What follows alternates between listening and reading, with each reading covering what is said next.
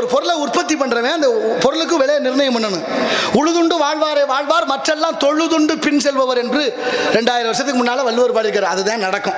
வேளாண்மையை கைவிட்ட எந்த நாடும் உருப்பிட்டதா சரித்திரம் கிடையாது. விவசாயத்தை விட்ட யாரும் உருப்பிடவும் முடியாது. அப்பேற்பட்ட விவசாயி தான் நல்லா இருக்க முடியும். மற்றவங்க எல்லாரும் அவங்கள்ட்ட ஐயா அரிசி இருக்குமா, நெல் இருக்குமா, 10 ரூபா கொடுக்குறியா, 5 ரூபா கொடுக்குன்னு பின்னாலே தெரிய வேண்டியதான். இதான் சூழ்நிலை. அப்ப ஒரு பொருளை உற்பத்தி பண்றேன், விலையை நிர்ணயம் பண்றேன். நல்லா யோசிச்சு பாருங்க. குண்டூசி விற்கிறேன் கூட விலை எவ்வளவுன்னு சொல்றேன், வாங்கி தான் பயன்படுத்துறோம். தீப்பெட்டி விற்கிறேன் கூட விலை எவ்வளவுன்னு சொல்றேன், காசு கொடுத்து வாங்கி பயன்படுத்துறோம். ஆனா நிலத்துக்கு வரி வாய்தா கட்டி ஒழுக பணம் கொடுத்து, விதை காசு கொடுத்து வாங்கி, உரம் பணம் கொடுத்து வாங்கி, களை எடுக்க பணம் கொடுத்து, கதிர் அறுக்க பணம் கொடுத்து, அத்தனையும் விவசாயம் பண்ணி காய்ச்சாவி அரைச்சாவி கொஞ்சம் விளைஞ்சா அந்த நெல்லை விற்க கொண்டு போனா விலை நம்ம சொல்ல முடியல. அவன் சொல்றேன் நெல்லுக்கு இவ்வளவுதான் விலைன்னு. இன்னமும் அரசாங்கம் நெல் வைக்க இடம் இல்லாம விவசாயில இருந்து நெல் வாங்கலையா.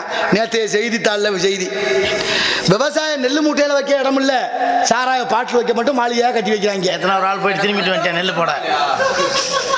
சிரிக்காதீங்க, சற்று சிந்திச்சு பாருங்க. தயவு செய்து வேதனையோட இருக்கேன், நான் வேதனையோட சொல்றேன். ஒரு நெல் வைக்கிறதுக்கு இடம் இல்லைன்னு அரசாங்கம் விவசாயிகள் இருந்து கொள்முதல் பண்ண தடை போட்டு வச்சிருக்கு. நாளாக இப்ப வைக்க முடியாது.